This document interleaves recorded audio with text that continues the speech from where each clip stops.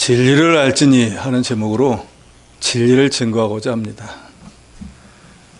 오늘 본문 12절에 보면 예수께서 나는 세상의 빛이니 나를 따르는 자는 어둠에 다니지 아니하고 생명의 빛을 얻으리라 라고 말씀했습니다. 예수님은 자신을 생명의 빛이라고 하시고 이 생명의 빛을 영접한 사람, 즉 예수를 구주로 믿는 사람들은 어둠에 다니지 않고 생명의 빛을 얻어서 구원과 영생을 얻을 것을 말씀했습니다. 그런데 유대인들, 특별히 바리새인들은 길이요 진리요 생명이신 빛으로 오신 예수를 알지 못하고 영접하지 못해서 영원한 암흑의 세계로 들어가 버리고 말았습니다. 그렇게 구약성경을 날마다 상고하면서 메시아를 고대했음에도 불구하고 메시아가 눈앞에 왔는데도 메시아를 영접하지 못했습니다. 진리에 대한 바른 지식이 없었기 때문입니다. 예수님은 오늘 우리에게도 말씀합니다. 진리를 알아야 된다. 진리를 알지니. 오늘 본문은 우리에게 두 가지를 교훈합니다. 첫째는 우리 성도는 진리를 바로 알아야 한다는 것입니다. 예수께서 진리를 알지니 라고 말씀했습니다. 우리 성도는 진리를 바로 알고 행하는 자가 되어야 됩니다. 아는 것은 믿음의 절반이고 행하는 것은 온전한 믿음이 됩니다. 철학이라고 하는 학문은 진리가 무엇이고 그것을 어떻게 얻을 수 있는가 라고 하는 것을 연구하는 학문입니다. 그래서 세상 학문 중에서 제일 수준이 높은 학문이 철학입니다. 세상 박사학위 중에서 제일 높은 박사학위가 철학 박사입니다. 그래서 고대 플라톤, 아리스토텔레스, 현대리까지 수많은 철학자들이 끊임없이 진리가 무엇인가에 대해서 연구하고 있습니다. 이 진리라고 하는 말은 영어로는 truth라고 하는데 사전적 의미를 보면은 현실이나 사실에 분명하게 맞아떨어지는 것 또는 보편적, 불변적으로 알맞은 것을 뜻합니다. 문자적으로는 변하지 않는 참된 이치, 진리, 참진, 이치. 그러니까 진리라고 하는 것은 참된 이치, 변함이 없는 그것이 바로 진리인 것입니다. 그래서 진리는 더 이상 다른 것을 보충하거나 아니면은 추가적으로 뭘 보완할 필요가 없는 자체가 완벽한 완전한 상태, 그것이 바로 진리인 것입니다. 그런데 이 진리라고 하는 것이 세상 진리는 세월이 가면은 변합니다. 저희가 학장 생활할 때는 이 태양계의 행성의 제일 끝이 수금, 지화, 목토, 천의 명왕성이라고 했는데 그 명왕성이라고 하는 행성이 2006년에는 퇴출돼 버렸습니다.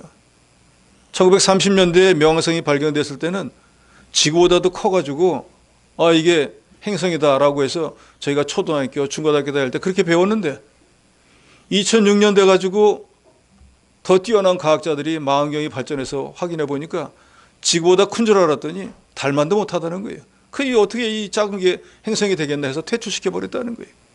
그런데 여기 계신 대부분 저처럼 그 시대에 교육받은 사람들은 다 제일 마지막 행성은 명왕성이라고 배웠거든요. 그게 진리였어요. 그런데 세월이 몇십 년 지나고 나니까 진리가 아니라 바뀌어버렸어요. 세상 진리는 이렇게 바뀌는, 이건 진리가 아니라 그 말입니다. 개는 생명이라 검은 거, 흰 거밖에는 구분을 못합니다. 그래서 하늘에서 눈이 내리면 개가 좋아서 뛰는 줄 알지만 개 눈에는 무언가가 이상하게 떨어지는 거예요. 개미는 땅으로만 기어다니기 때문에 2차원밖에는 알지 못합니다. 그런데 우리 인간처럼 3차원이 존재한다는 건 몰라요. 우리가 절대적이라고 믿는 많은 사실도 사실은 인간의 제한된 감각 또 이 인식 범위 내에서 정해진 지극히 주관적인 것입니다. 좀 전에 말씀드린 것처럼 수십 년간 그렇다라고 믿은 게 어느 세월이 지나가면 아니다라고 되어버린다 그 말입니다. 우리가 철석같이 믿고 있는 진리도 절대적이고 보편적이고 영혼 불변한 것이 아니고 잠정적이고 오류의 가능성이 있는 일종의 믿음, 설에 부족하네. 설에 불과하다 그 말이에요. 어떤 유식한 사람이 나와서 이렇다 라고 하니까 그렇다 하고 있다가 더 유식한 사람이 나오면 또 그렇다 하고 옮겨가는 것뿐이지 진리는 아니라 그 말입니다. 진리라고 하는 건 1000년 전에도 그렇고 1000년이 지난 뒤에도 그렇고 또 앞으로 1000년 후에도 똑같은 게 그게 바로 진리인 거예요. 그래서 미국의 기독교 철학자이고 장로교 목사인 프란시스 쇠퍼는 진리를 몇 가지로 아주 명확하게 요약을 했습니다. 첫째, 진리는 하나님으로부터 나온다. 하나님은 모든 진리의 근원이고 기준이고 판별자이기 때문에 하나님의 뜻과 일치하는 것은 진리고 진리를 찾으려면 하나님을 바라보아야 된다라고 말했습니다. 둘째로는 진리는 사실이다. 진리는 객관적이고 정확한 뜻을 가지고 막연한 꿈이나 환상이 아니고 진리는 확고하고 모호하지도 않아서 변도날처럼 날카롭고 이 진리를 기록한 책이 바로 성경이다. 셋째로 진리는 불변한다. 진리는 하나님으로부터 나오고 하나님이 불변하시기 때문에 진리도 불변한다. 넷째, 진리는 권능이 있다. 진리는 우리를 죄와 사망, 지옥에서 구원할 수 있고 그리스도의 형상까지 변화시키고 우리에게 영혼의 자유를 준다. 제가 지금 이 프란시스 쇠퍼가 말한 진리의 개념을 말씀드렸는데 세상에 어떤 진리가 이런 기능을 가지고 있는 진리가 있느냐 그 말이에요. 오늘 본문은 주님의 말씀을 통해서 진리가 무엇인 것을 우리에게 말씀합니다. 요한복음 14장 6절에 보면 예수께서 가라사대 내가 곧 길이요 진리요 생명이니 나로 말미암지 않고는 아버지께로 올 자가 없느니라 하고 말씀합니다. 그러니까 예수님이 말씀하시기로 내가 즉 예수 자체가 천국에 가는 길이고 구원과 영생을 얻는 진리고 그것을 믿는 자에게는 생명을 주는 진리라는 거예요. 그러니까 이 예수가 진리라는 것을 믿지 않는 사람은 그 진리를 믿지 않는 죄로 지옥에 가고 멸망하는 것입니다. 저와 여러분은 다른 것으로 구원받은 게 아니고 죄의 사함을 받은 게 아니라 예수가 바로 길이요 진리요 생명이라는 말씀을 믿었기 때문에 사죄의 은총과 구원과 영생, 하나님의 자녀, 천국을 기업으로 얻게 된 것입니다. 여러분 이 진리를 믿으십니까? 예수님은 하나님이 이런 분이다. 하나님은 이렇게 존재하신다. 또 하나님의 말씀은 이렇게 이루어진다 라고 하는 그것을 증빙한 진리가 되십니다. 하나님이 존재한다는 사실을 예수께서 나타내 보이셨고 하나님은 인간에게 약속했던 모든 것들을 예수를 통해서 다 이루셨습니다. 구약성경은 오실 예수 그리스도에 대한 약속이 구약입니다. 신약은요 이미 오신 예수 그리스도와 앞으로 오실 재림하실 예수에 관한 내용이 신약입니다. 구약에 하나님이 말씀했던 모든 것들은 예수님 오심으로 다 이루어졌습니다. 요한복음 5장 39절에 너희가 성경에서 영생을 얻는 줄로 생각하고 성경을 연구하거니와 이 성경이 곧 내게 대하여 증언하는 것이니라. 구약의 율법, 역사, 예언은 전부 장차 오실 예수 그리스도에 대한 예언이고 예수님이 오셔서 그 모든 것을 이루었습니다. 그래서 요한복음 1장 1절에 보면 태초에 말씀이 계시니라. 이 말씀이 하나님과 함께 계셨으니 이 말씀은 곧 하나님이시라. 이 말씀이 너무너무 중요한 말씀입니다. 태초에 이 세상을 만들기도 전에 말씀이 계셨어요. 근데 그 말씀이 누군가 하나님과 함께 계셨다는 거예요. 근데 그 하나님과 함께 계셨던 그 하나님의 말씀은 누군가 하나님이시라는 거예요. 좀 헷갈리긴 하는데 우리는 하나님을 한 분 하나님이지만 삼위의 하나님으로 믿습니다. 여러분 믿으십니까? 우리가 예수 믿고도 제일 믿기 어려운 것 중에 하나가 삼위일체예요.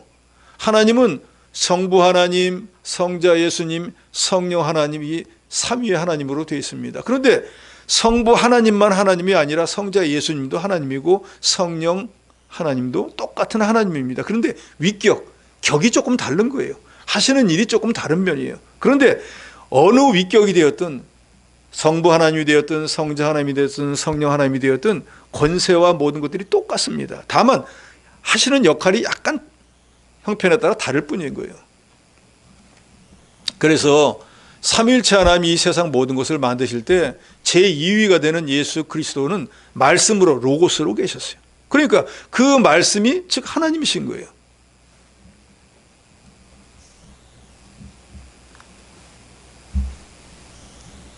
예수 그리스도는 하나님이시라는 것이 진리입니다. 지금도 유대인들은 성부 하나님만 믿고 여호와 하나님만 믿고 예수 그리스도 하나님을 믿지 않습니다. 그래서 아직도 메시아가 오지 않았다고 메시아를 기다리고 있어요. 하나님을 믿는 믿음은 세계에서 1등인지 모르지만 예수 그리스도로 구원 얻는 도리를 믿지 않기 때문에 그 사람들은 불쌍하지만 천국에 가지 못해요. 그래서 우리 믿는 기독교인들이 예루살렘에 가서 복음을 전하는 거예요. 선교를 하는 거예요. 요한복음 1장 17절에 보면 율법은 모세로 말미암아 주신 것이고 은혜와 진리는 예수 그리스도로 말미암아 온 것이라 그랬습니다. 정죄하는 율법은 하나님께서 모세를 통해서 시내산에서 이스라엘 백성들에게 주었습니다. 그렇지만 구원받는 은혜와 이 진리는 예수 그리스도를 통해서 우리에게 주셨습니다. 율법을 주신 목적은 죄를 깨닫게 하는 거예요. 죄를 깨닫고 난 뒤에 그리스도에게로 인도하는 것이 이 율법의 목적입니다. 그러니까 율법이 없으면 죄가 죄인지 모르니까 죄 짓고 살다가 죄값으로 망해서 지옥에 가야 되는데 율법을 딱 주시니까 율법에 비추어서 보니까 아이고 내가 죄를 지었네. 조상이 내게 죄를 물려줬네. 내가 죄를 짓고 살았네. 이 죄를 어떡하지? 죽게 되었네. 하고 깨닫게 되면은 이 죄를 누군가 용서해 주실 분이 있을 텐데 하고 그리스도께 나오게 하는 목적이 율법의 목적이에요. 그래서 율법은 정죄받은 모든 사람들을 진리의 본체인 예수께로 인도하고 누구든지 예수를 구주로 영접하면은 구원과 영생을 얻게 되는 것입니다. 그래서 예수 그리스도만이 참된 구세주라는 것이 진리인 거예요. 여러분 이걸 믿으시기 바랍니다. 세상에 다른 종교에서는 그러잖아요. 왜 예수만 믿어 구원 가느냐? 하나님이 그렇게 정해 놓으신 거예요. 하나님은 창조주로 세상을 만드셨고 이 세상에 존재하는 우리 인간을 포함한 모든 피조물들을 하나님이 만드셨어요. 그래서 하나님이 구원 얻는 도리를 정해 놓았는데 그건 딱 한 가지예요. 오직 예수 그리스도를 믿음으로 사죄의 은총과 그걸 통해서 구원과 영생을 얻을 수 있게 해놓은 거예요. 그러니까 다른 종교에서 왜 너네 종교만 있냐라고 하는 것은 하나님의 이 주권적 섭리하심을 믿지 못하기 때문이에요. 오늘 본문에 예수께서도 말씀합니다. 진리를 알아야 된다. 진리를 알지니 했습니다.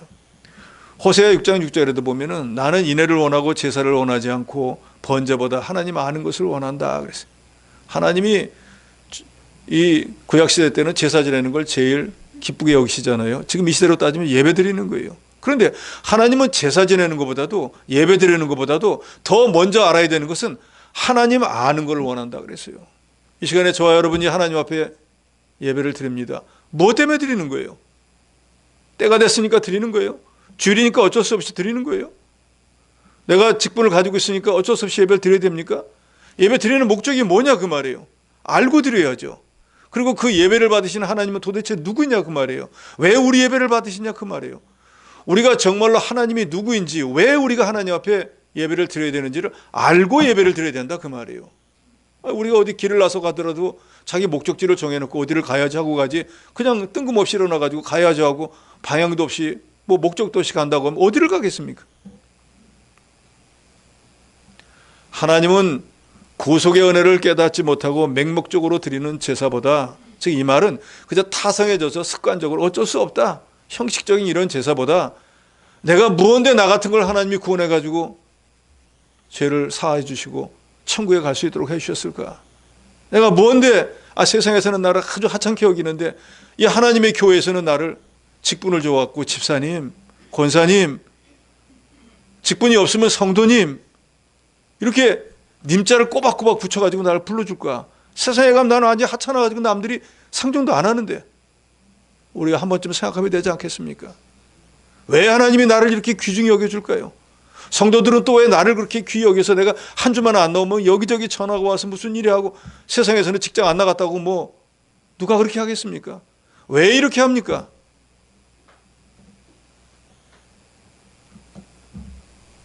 진리를 깨달아야 됩니다.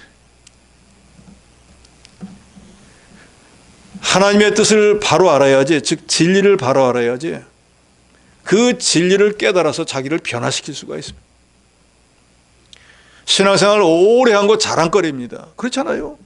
1년 믿은 사람보다 10년 믿은 사람이 자랑이죠. 그거보다 3, 40년 더 믿은 사람은 얼마나 큰 자랑거리입니까? 문제는 아무리 오래 믿었다고 해도 말씀을 가지고 자기를 변화시킨 게 없으면 자랑거리가 못 된다는 거예요. 우리가 늘 듣는 얘기지만 하나님의 말씀은 진리의 말씀이라고 하지 않습니까? 진리의 말씀은 예수님이 말씀한 것처럼 생명력이 있습니다. 겨자씨만한 것이라고 할지라도 그 겨자씨가 눈에 안 보이는 것 같아도 땅에 심어놓으면 자라나가지고 새들이 와서 쉬고 갈 정도로 큰 나무가 되는 것처럼 그 말씀만 자체 안에 생명력이 있다 그 말이에요. 즉 우리가 정말로 하나님의 말씀을 그대로 믿고 순종한다고 하면 그 말씀대로 만들어질 수밖에 없다는 거예요. 그런데 수십 년을 믿었는데도 아무것도 나는 변화가 된 게 없다 하면은 그 말씀이 아무것도 효과가 없었다는 얘기예요. 효과가 없는 게 아니라 그 말씀대로 행하지 않았다는 증거가 돼버리는 거예요.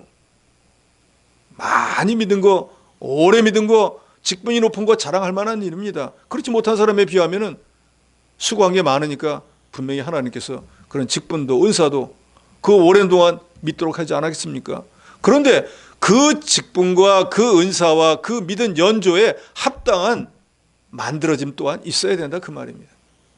초등학교 학생 1학년 보내놓고 들어갈 때는 코를 질질 흘리니까 수건 달아가지고 닦으라고 했지만 6학년 되면 그거 달고 다니는 사람은 없잖아요. 왜요? 스스로 자기가 다 코도 닦을 줄 알고 하니까 필요가 없는 거예요. 처음에는 남의 힘에 의지하지만 얼마간 세월이 지나고 나면 자기가 스스로 서야죠. 신앙도 마찬가지입니다. 진리를 모르기 때문에 모르니까 행하지 못하고 행하지 못하니까 변함이 없으니까 수십 년을 믿어도 거기가 거긴 거예요. 물에 물 탄 듯 술에 술 탄 듯 세워라 내워라 그저 사람끼리만 서로 좋아하면 되는 거예요. 그건 신앙생활이 아닙니다. 신앙이라고 하는 말 자체가 믿을 신자 앙모할 앙자잖아요.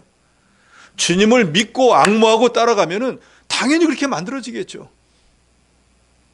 세상 말에도 제일 쉬운 말로 그런 말이 있잖아요. 서당께 몇 년이면 풍어를 읊는다 그러죠. 우리가 아주 제일 하찮은 걸 갖다가 개라고 여기잖아요. 그런데 서당에 따라다닌 개가 몇 년이요? 3년 따라다녔더니 풍어를 읊는다는 거예요. 그래도 뭐라도 한마디 꽁꽁거리고 하더라 그 말이에요. 주워 들은 게 있어가지고. 세상에 우리가 제일 하찮게 여기는 그것도 한 3년 배우면은 그래도 뭔지 알아듣는데 수십 년을 하나님의 진리의 말씀을 배웠다고 하는데도 만들어지지 않았다고 하면 우리가 오래 믿은 거 자랑할 게 하나도 없습니다.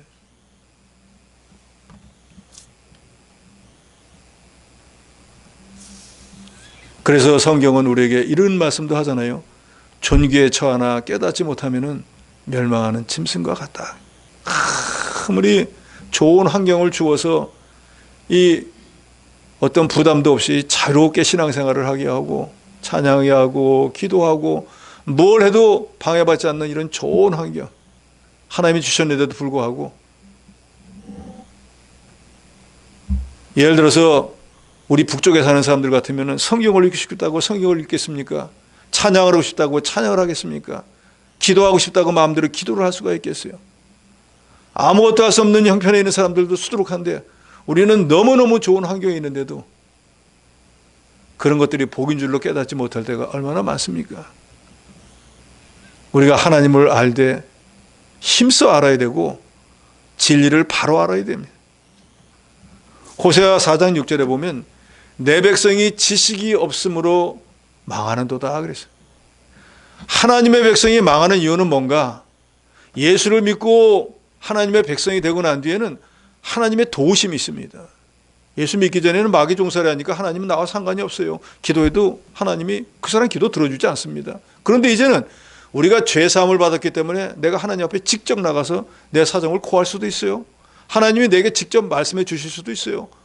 이제는 하나님이 나와 함께 계셔서 임마누엘, 내가 어디로 가든지 나와 늘 동행하셔요. 내가 하나님을 부인하지만 않으면 하나님은 늘 나와 함께 계십니다. 그래서 내가 어렵고 힘들 때 내 힘과 능력이 붙일 때 부르짖으면 주께서 만능의 능력으로 도와주시는 그런 복받은 존재가 되었어요. 그런데 왜 그 믿는 백성이 망한다고 합니까? 그 하나님이 누구인지를 모르고 행하면 망한다는 거예요. 신명기 18장에 보면은 하나님의 말씀을 순종하는 자에게는 이러이러이러한 복이 임한다라고 말씀하잖아요. 그런데 어느 만큼 말씀하시고 그 다음에는 뭐가 나오면 그러나 하나님의 말씀을 즐겨 순종하지 않는 자에게는 이런 재앙이 임한다는데 복 받는 것보다 재앙이 2배는 많습니다. 이건 뭘 말하는 거예요? 하나님의 말씀은 복이 되기도 하고 재앙이 되기도 한다는 게 동전의 양면과 같습니다. 우리 예수를 구주로 믿고 난 뒤에 하나님 말씀을 절대 순종하는 자에게는 나가도 들어가도 복이 되지만 믿고 난 뒤에도 여전히 하나님 말씀을 제대로 순종하지 않으면은 복이 아니라 재앙이 온다는 거예요. 안타깝게도 이 시대에 예수 믿는 많은 성도들이 이 진리조차 깨닫지 못하는 사람들이 너무나 많습니다. 예수만 믿으면 그날로부터 복만 오는 거지 재앙은 자기가 없을 줄로 아는 거예요. 하나님 말씀을 불순종하고 지키지 않아도 괜찮은 줄 아는 거예요. 아닙니다. 예수 믿기 전에는 하나님 말씀을 지키든 말든 하나님이 상관 안 합니다. 그러나 저와 여러분처럼 예수를 구주로 믿고 난 뒤에는 딱 2길밖에는 없어요. 하나님 말씀을 즐겨 순종하면 땅의 아름다운 소사를 먹고 복을 받습니다. 그런데 예수 믿는다고 하는 사람이 하나님 말씀대로 살지 않고 불순종하면 복은 상관이 없고 재앙이 온다는 거 여러분 아시기 바랍니다. 그러니까 아멘 안 하시죠? 하나님은 공의의 하나님이잖아요. 옳은 건 옳다 하고 아닌 건 아니라고 하시는 거예요. 말씀을 지킨 것은 복을 주고 말씀을 안 지킨 건 재앙을 주시는 거예요. 여기에 가운데 길은 없습니다. 딱 2길이에요. 그러니까 이 지식이 없으면 망하게 된다는 거예요. 이스라엘의 초대 왕이었던 사울이 왜 망했습니까? 그 사람 죽어서 망해버렸잖아요. 자식 셋이 눈앞에서 죽고 자기는 죽을 힘도 없어서 칼을 세워놓고 자기가 거기 엎드러져서 죽어버렸잖아요. 그리고 그 집안이 온통 멸망해가지고 왕위를 이어가지 못했잖아요. 왜 그렇게 됐습니까? 왕위에 오르고 얼마 되지 않아가지고 하나님 말씀을 무시하고 불순종하기 시작하기 때문에 사무엘 선지자가 와서 분명히 사울에게 말하잖아요. 당신이 하나님 말씀을 버렸으므로 하나님도 당신을 버렸습니다. 그래서 그 다음부터 불쌍한 사람이 돼버린 것입니다.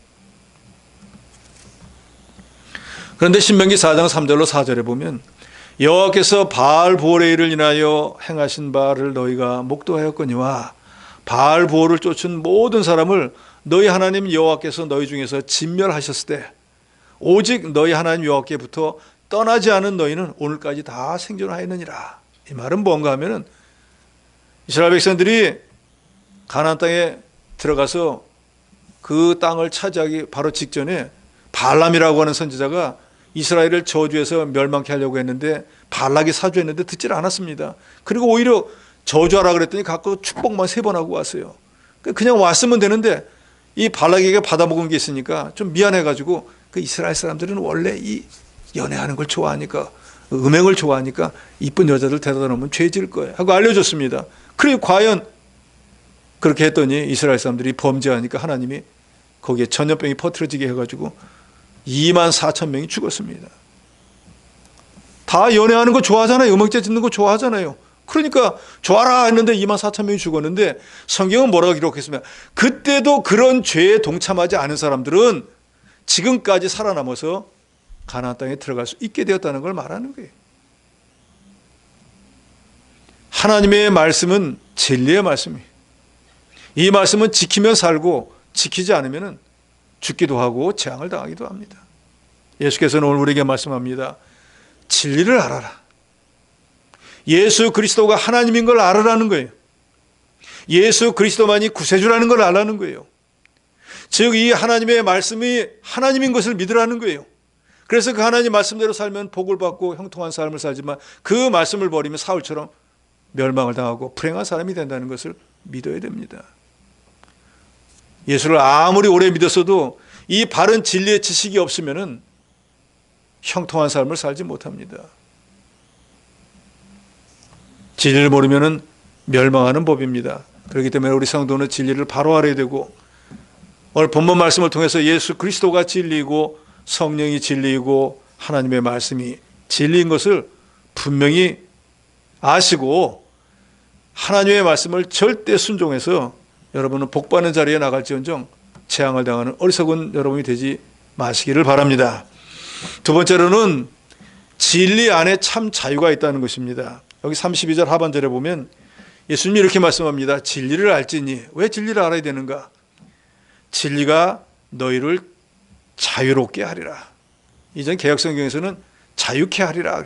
그러니까 이 말은 진리를 알면은 하나님의 말씀을 많이 알면 알수록 자유를 누린다는 거예요. 그러니까 한 가지를 깨달은 사람보다는 10가지를 깨달은 사람이 한 가지 깨달은 사람보다 10배의 자유를 누린다는 거예요.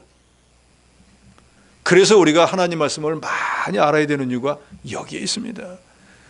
하나님께서 진리를 알지니 나는 너희가 제사 지내는 것보다도 하나님 아는 것을 원하노라 한 그 말씀대로 하나님을 많이 알면 많이 할수록, 하나님 말씀을 많이 알면 많이 할수록 행하는 것이 많겠죠. 그 행하는 것이 많으면 많을수록 그 말씀 안에서 자유를 누린다는 거예요. 아주 쉽게 이렇게 생각합시다. 오늘 주일날입니다. 저와 여러분은 지금 주일을 성수하기 위해서 예배당에 나와 있습니다. 하나님 말씀을 지켰습니다. 아무 거리낌도 없어요. 그런데 오늘 자기 개인적으로 너무너무 바쁜 일이 있어서 지금 이 자리에 못 있고 가서 그 개인적인 볼일을 본다고 칩시다. 그럼 그 사람이 정상적인 신앙이라고 하면 마음이 어떨까요? 아, 오늘 교회 안 가고 와서 이 일을 하니까 너무너무 기분이 좋다. 일이 너무 잘 되네. 이런 마음이 든다면 그 사람은 구원받지 못한 사람일 거예요. 정상적인 사람은 어떻게 할까요? 이거 지금 내가 무슨 짓이야? 이거 내가 지금 여기 와서 이거 뭘 하고 있는 거야? 지금 여기 있을 때가 아닌데 이거 하나님이 기뻐 안 하는데 이런 마음이 들어야 된다 그 말이에요. 예를 들어서 그런 마음이 들었다. 그런 마음이 찝찝하다니까요. 그런데 저와 여러분은요. 지금 이 자리에 나와 앉아 있으니까 그런 마음이 들 이유가 없습니다. 왜요? 말씀을 지켰으니까. 이게 바로 말씀 안에서 누리는 자유라는 거예요. 무엇이든지 예수 믿고 난 뒤에 다 한다. 그게 자유가 아니라 그 말씀을 지킴으로 그 말씀 안에서 어떤 꺼리낌도 없이 신앙 양심에 거리끼는 아무것도 없었기 때문에 마음의 평화와 안식을 누리는 그게 바로 영의 자유라는 거예요. 그래서 31절에 보면 예수께서 자기를 믿은 유대인들에게 이르시되 너희가 내 말에 거하면 참 내 제자가 되고 그랬습니다. 주님의 참 제자가 되려면 주님의 말씀을 지켜야 된다 그 말이에요. 말씀을 안 지키면서 어떻게 스승의 제자가 될 수가 있습니까? 주님의 말씀에 거한다라고 하는 것은 하나님의 말씀이 우리의 사상, 우리의 모든 행동을 지배하는 요소가 되어야 된다는 거예요. 즉 주님의 인도와 주장을 받으며 주의 말씀대로 순종하는 사람이 참된 주님의 제자라는 것입니다. 그래서 영국의 신학자 데이비드 왓슨은 그 사람이 쓴 책 제자도라고 하는 책에서 제자가 된다는 의미를 이렇게 말했습니다. 그리스도를 따르고 그 말씀에 따라 세상을 변화시킬 수 있는 사람이 되는 것. 그게 바로 제자도, 즉 제자의 도를 지키는 사람이다 그 말이에요. 그러니까 이 신학자가 말하는 건 우리 주님의 제자는 뭔가 주님의 말씀을 일단 지키고 그 말씀을 어떤 형편에서든지 지켜서 세상을 변화시킬 수 있는 그런 사람이 참된 주님의 제자다 그 말이에요. 나 자신도 변화를 못 시키는데 어떻게 남을 변화시키겠어요? 나도 변화 못 시키는데 어떻게 교회를 변화시키겠냐 그 말이에요. 세상 말에도 그러잖아요. 가와만사성. 자기 집이 먼저 화평하고 난 뒤에 나가야 세상 일도 어떻게 하는 것이지 자기 집에서는 싸우고 다투는데 바깥에 나가서 어떻게 그런 일을 할 수 있겠느냐 그 말이에요.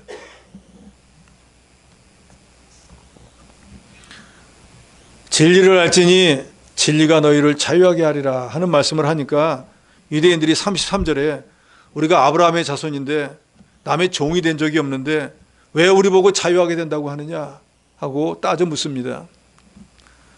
아브라함의 자손이라고 주장하는 이 유대인들은 종이 된 적이 없다고 하는데 사실은 야곱의 후손들이 애굽에 내려가 430년 동안 종살이 했어요.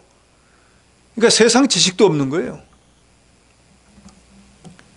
그리고 사사시대 때에도 하나님 말씀을 불순종하고 우상을 섬기다가 최소한 7번 주변국 나라의 그 왕이나 나라가 쳐들어와서 그 사람들의 식민지 생활을 했어요. 종살이 했다 그 말이에요. 그리고 주전 586년에 유대 나라가 멸망을 해가지고 바벨론에 가서 70년 동안 포로 생활했어요. 말이 포로지 노예 생활했다 그 말이에요. 그러니까 예수님에게 따져 물어 우리가 아브라함의 자손이라 우리는 종살이 한 적이 없는데 라고 하는 이 유대인들은 지금 현재도 어떤가? 로마의 지배를 받고 있어요. 그런데 그런 것을 깨닫지도 못하고 우리는 남의 종이 된 적이 없는데 라고 말하고 있습니다. 그러니까 예수님이 34절에 이렇게 말씀합니다. 진실로 진실로 너에게 이르노니 죄를 범하는 자마다 죄의 종이다. 자유는 죄의 지배에서 벗어나 해방되는 거예요. 더 이상 죄의 종살이 안 하는 거, 그걸 자유가. 그런데 이런 자유는 누가 주는가? 복음 진리가 줍니다. 복음 자체가 예수 그리스도예요. 그러니까 예수를 믿지 않고서는 죄의 종살이에서 벗어날 수가 없습니다. 그래서 로마서 6장 16절에 보면 너희 자신을 종으로 들여 누구에게 순종하든지 그 순종함을 받는 자의 종이 되는 줄을 알지 못하느냐 그랬습니다. 이 말은 어떤 형편이 되었든지 누구에 가서 그 사람에게 순종하면 그 사람이 종이 된다 그 말이에요. 그러니까 죄 짓기 위해서 마귀한테 가서 순종하면 마귀의 종이 되는 것이고, 이제는 구원 얻고 나서 하나님의 말씀에 순종하면은 그건 하나님의 종이 된다 그 말이에요. 변명할 게 없다 그 말이에요. 말할 것도 없이 내가 누구에게 순종하는가를 보면은 내가 누구의 종인가를 알 수 있다 그 말이에요. 육신의 욕심을 따라 죄를 지으면 당연히 죄의 종이 됩니다. 그렇지만 성령의 인도와 주장을 따라 하나님의 말씀대로 행하면 그 사람은 의의 종이 되는 거예요. 죄는 우리의 자유와 행복을 빼앗아 갑니다. 그러죠? 오늘 주일인데 주일을 어기고 가서 개인 일을 했다. 하나님 앞에 범죄한 거잖아요. 근데 영적 자유를 다 빼앗아 가버렸다고요. 오늘 받을 복을 빼앗아 가버렸다고요.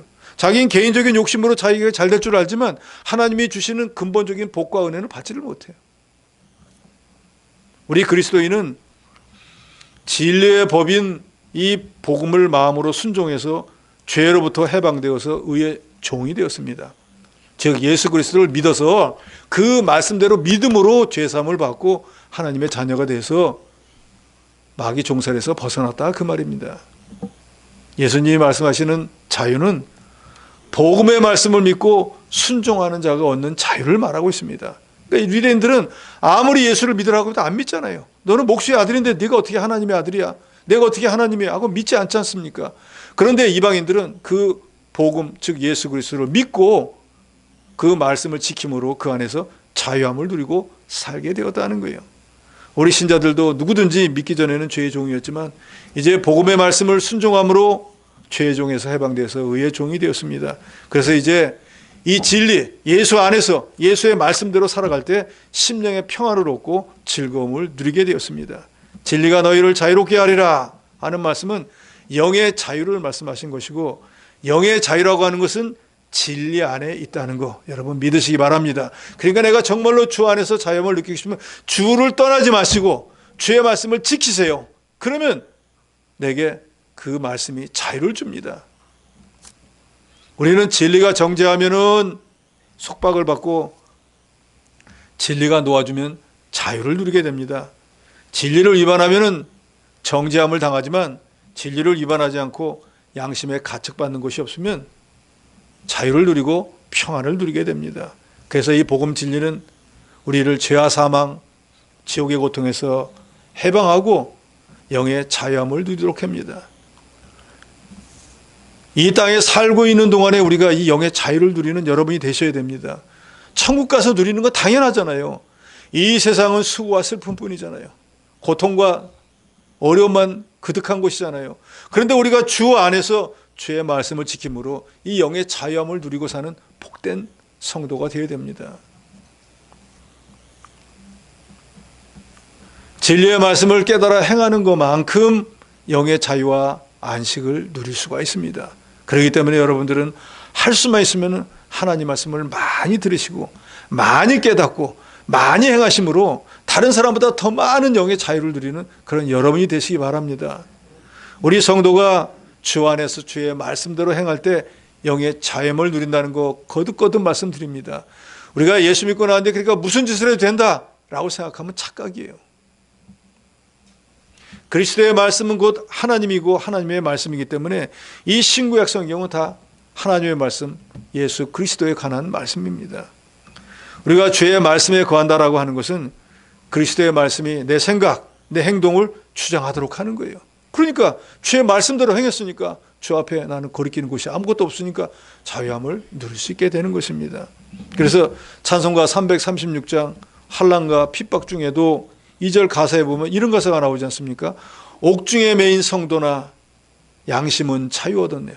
지금 옥중에 사도 바울과 실라가 묶여서 매도 맞고 감옥에서 나갈 수 있는 소망이 하나도 없어요. 그런데 이 사람들은 한밤중에 일어나서 뭘 했다 그러죠?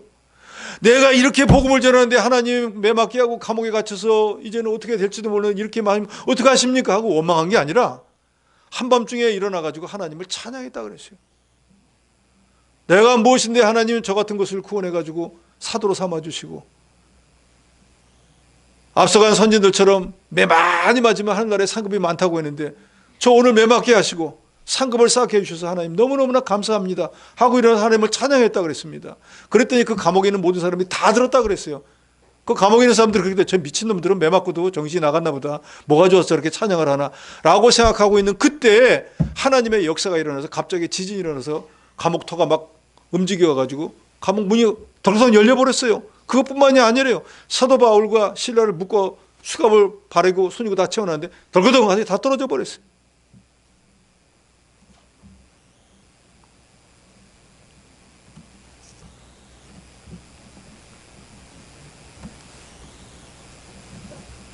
우리가 그리스도의 말씀 안에 거하면 그 말씀을 지키는 게 힘들지만 그 말씀을 지키면 그 말씀이 내게 자유함을 준다는 거 여러분 믿으시기 바랍니다. 그래서 우리가 좀 말씀을 실천해 봐야 돼요. 어렵죠. 이거 뭐 그런 것까지 해야 되나? 이거 힘들 것 같다 하니까 대부분 안 하는 건데 그걸 한번 어려운 걸 한번 넘어가 보세요. 그러면 거기서 느끼는 자유함이 있다니까요.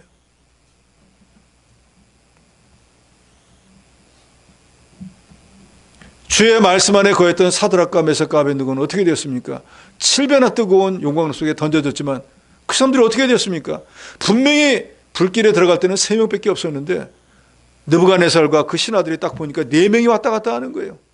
거기에 누가 오셨습니까? 임마누엘이 되신 우리 주 예수 그리스도가 오셔서 머리털 하나 타지 않고 옷 하나 거슬리지 않도록 지키고 보호해 주셔서 나왔지 않습니까?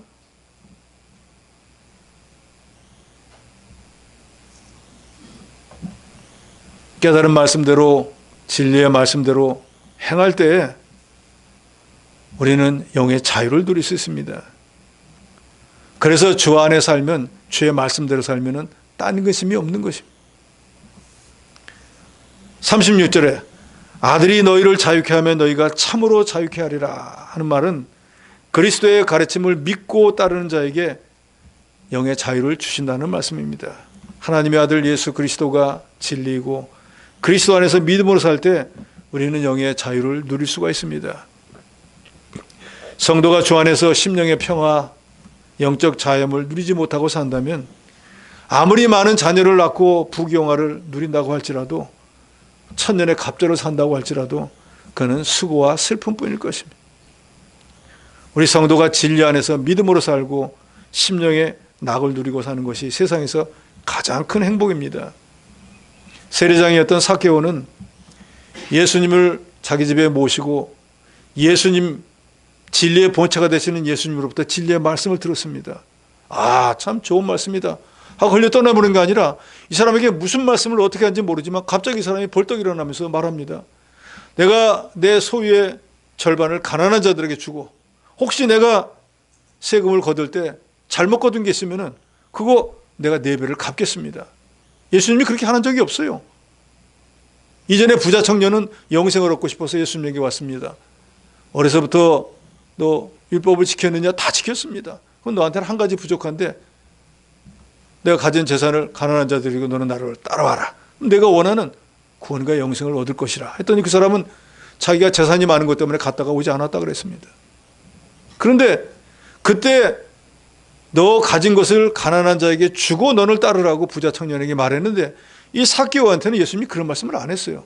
뭔가 이 사람의 참된 행복이 무엇인지 뭐 그런 것에 대해서 말씀하셨는지 모르겠지만 어쨌든 삭개오가 예수님의 말씀을 듣고 난 뒤에 자기 재산을 가난한 사람들에게 절반 주고 잘못 거둔 거 있으면 4배나 갚겠다고 그랬습니다. 단순히 듣는 것에 그치지 않고 듣고 깨달은 말씀을 행위로 옮겼다 그 말이에요. 이 사람은 그렇게 하면서 자기 재산을 가난한 사람에게 절반을 주면서도 마음의 자유를 느낍니다. 지금까지 죄인 같은 삶을 살았는데 주의 말씀대로 재산을 절반이나 잃어버리는데 오히려 심령에는 평안을 얻었어요. 이제는 나도 죄사함을 받고 구원을 얻고 영생을 얻었다 하니까 그 재산 절반보다 더 귀중한 것을 얻게 되었어요. 그래서 예수님은 즉시 거기 있는 모든 사람들에게 말하잖아요. 이 사람도 아브라함의 자손이다. 이 사람이 구원과 영생을 얻었다. 죄의 문제를 해결받은 삭개오는 더 이상 그 죄가 자기를 지배하지 못하도록 그 물질이 자기를 얽매이지 못하게 하도록 양심의 자유를 따라서 행하게 되어서 사람들 눈에 볼 때는 아니 그 많은 재산을 어떻게 남을 줘라고 할지 모르지만 자기는 그 재산보다도 죄사함을 받고 구원과 영생을 얻고 영의 자유를 누리게 된 게 더 큰 복이라고 깨달았기 때문에. 그래서 시편 기자도 시편 84편 10절에 보면 주의 궁정에서의 한 날이 다른 곳에서 1000달보다 나은즉 악인의 장막에 사는 것보다 내 하나님 성전에 문지기리는 게 좋다 그랬습니다. 악인의 장막에 가서 1000날 호의호식하며 사는 것보다 하나님의 성전에서 양심을 지키고 영의 자유함을 누리고 하루를 사는 게 훨씬 낫다는 거예요. 여러분도 그러십니까? 그런 삶을 살아야 됩니다.